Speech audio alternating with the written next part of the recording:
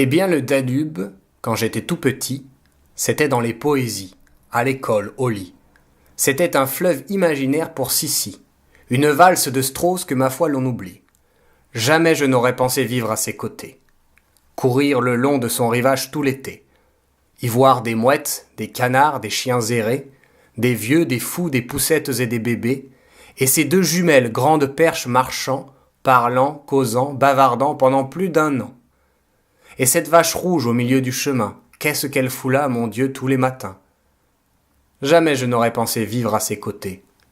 Le matin brumeux, l'hiver rigoureux, grêlé, y voir ces petits rafiots au bord du décès, ces restaurants où l'on prend du café au lait, jamais je n'aurais pensé vivre à ses côtés.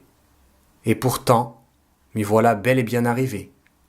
Oui, le Danube me donne de l'énergie. Il est puissant et j'en connais qu'une partie. Quand je vois le Danube, je me sens vivant. C'est mon poumon, il est présent, je le ressens. L'eau n'est pas bleue, ou d'un bleu marron, c'est navrant, mais dans mon cœur, le Danube est clair et brillant.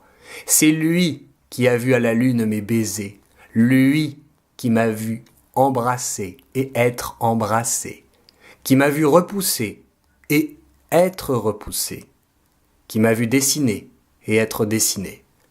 Comme un enfant de 4 ans, oups, j'ai débordé. C'est lui qui m'a vu stresser puis me relaxer, qui a vu mes faiblesses, aussi mes instants, faire l'adolescent, faire l'intelligent. Lui que je regardais quand j'étais cœur à cœur, devant lequel nous y avons passé des heures, qui nous a soutenus et qui nous a mouillés.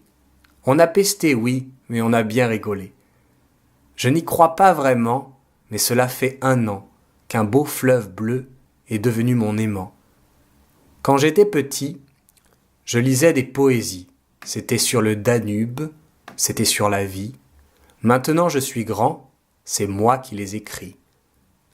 J'aurais dû lire des poésies sur des millionnaires.